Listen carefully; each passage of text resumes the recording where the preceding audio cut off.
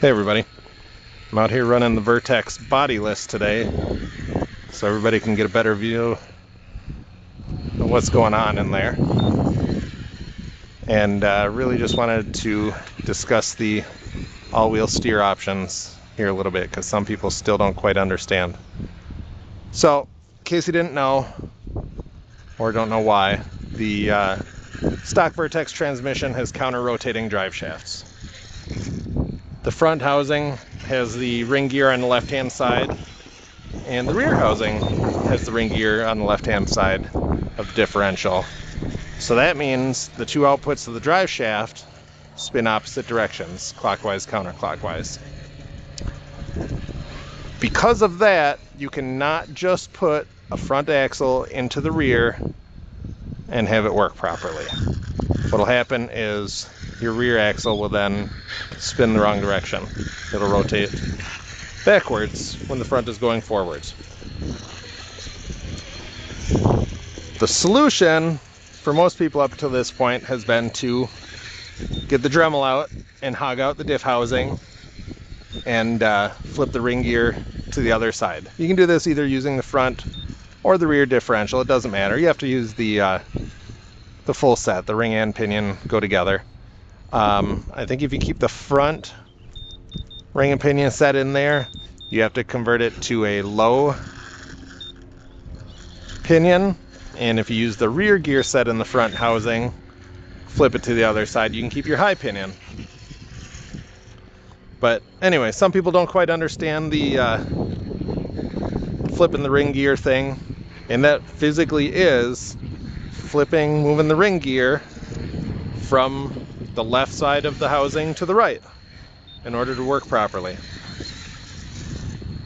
So that will correct the rotation of the rear axle, the new rear axle, but some people are a little bit worried about the amount of material that's left, how thick or thin the differential housing is going to be.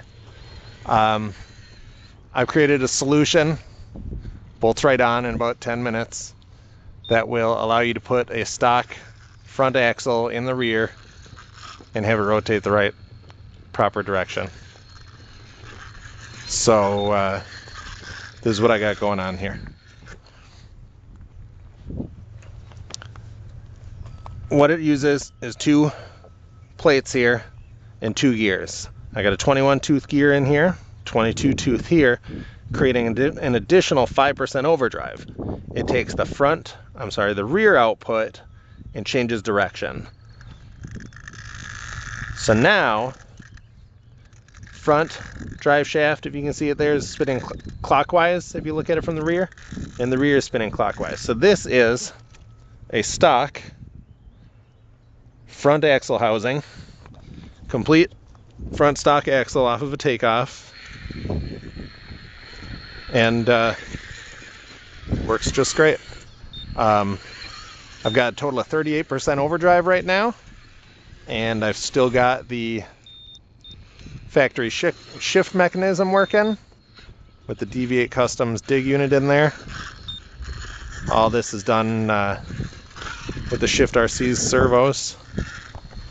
That stock micro servo would have a pretty tough time, especially on these grippy rocks here,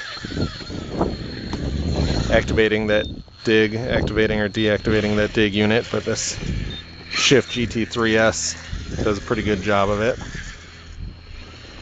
And in case you didn't notice, I'm running a silent speed control here. It's a larger version of the one I normally use in my 10th rigs here. This is a 120 amp version of the Stilte, and a Revolver Classic 1450 kV motor on 4S.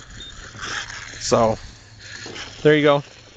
Hopefully that clears up some confusion, answers some questions about the all-wheel steer conversions. If it still doesn't make sense to you, shoot me a message, let me know. I'd be happy to help you out and answer it. Thanks.